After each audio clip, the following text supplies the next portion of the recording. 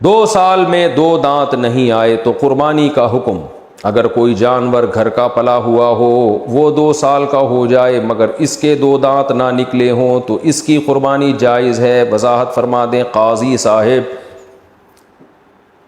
پورا نام ہی قاضی ہے ان کا۔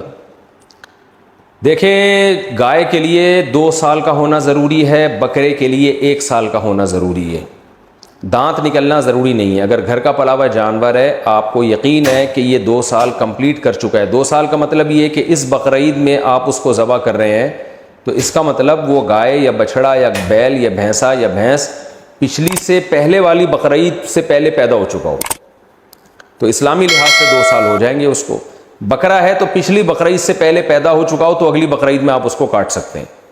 تو یہ گائے بکرے کا حساب ہے۔ اور دمبے میں اور آسانی ہے کہ اگر 6 مہینے کا ہے اور اتنا موٹا تازہ ہے کہ دیکھنے والا یقینی طور پہ کہہ نہیں سکتا کہ یہ 6 مہینے کا ہے یا سال کا ہے، دیکھنے میں سال کا لگ رہا ہے، موٹا تازہ ہے، تو دمبے کی قربانی بھی جائز ہے، 6 مہینے کا بھی ہو تو بھی جائز ہے اگر موٹا تازہ ہے۔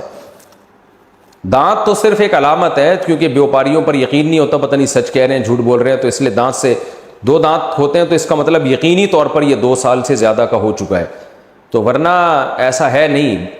2 سال جانور جب کرتا ہے تو کھیرا ہوتا ہے، اس وقت وہ پورے دانت نکلے ہوئے نہیں ہوتے اس کے۔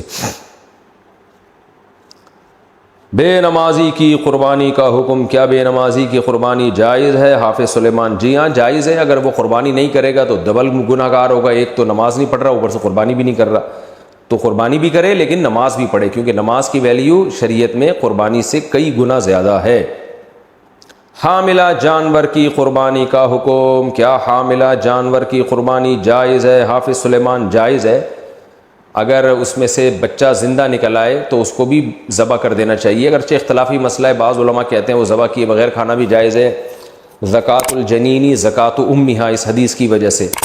اور امام حنیفہ کا موقف یہ کہ خبر واحد جب متواتر اور قطعی کے خلاف ہوتی ہے تو پھر وہ خبر واحد میں تعویل کرتے ہیں، چونکہ قرآن میں مردار کھانے سے بہت جگہ پہ منع کیا گیا ہے، تو اس لیے ان کے نظر میں جب اگر بچہ زندہ نکل آئے تو اس کو بھی ذبح کیا جائے گا اور ذبح کر کے اس کو کھائیں گے۔